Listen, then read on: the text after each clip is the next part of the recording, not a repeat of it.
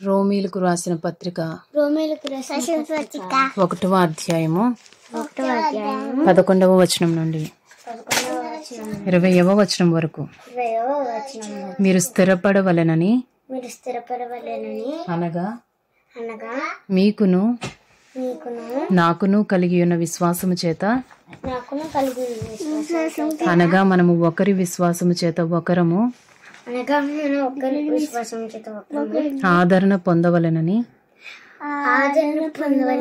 ఆత్మ సంబంధమైన కృపావరం ఏదైనను మీకిచ్చుటకు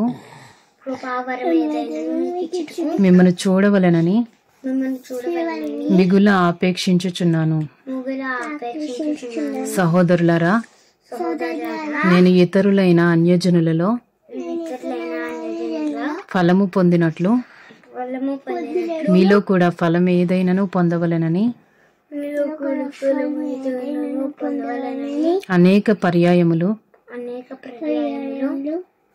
మీ యొద్దకు రానుద్దేశించితిని. కానీ ఇది వరకు ఆటంకపరచబడితిని. ఇది మీకు తెలియకుండుట నాకు ఇష్టం లేదు. గ్రీసు దేశస్థులు కాని వారికిని, జ్ఞానులకును మూఢులకును నేను రుణస్థుడను. కాగా నా వలనైనంత మట్టుకు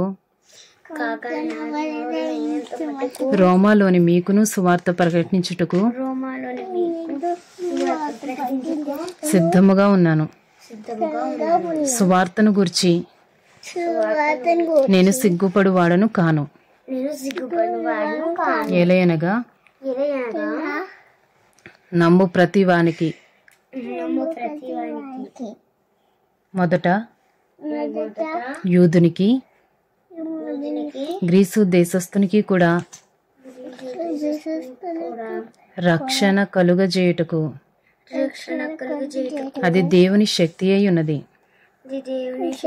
ఎందుకనినా నీతిమంతుడు విశ్వాస మూలముగా జీవించునని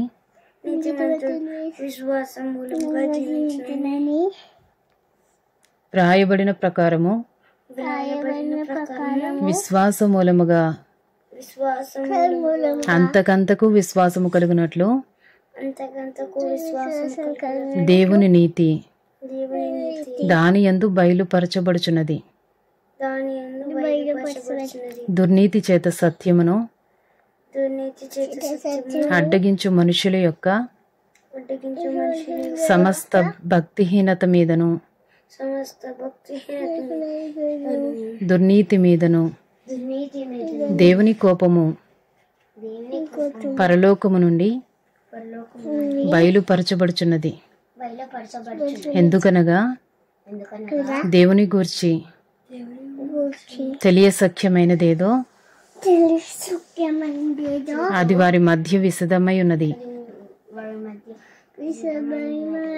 దేవుడు అది వారికి విశదపరచను. ఆయన అదృశ్య లక్షణములు అనగా ఆయన నిత్య శక్తియు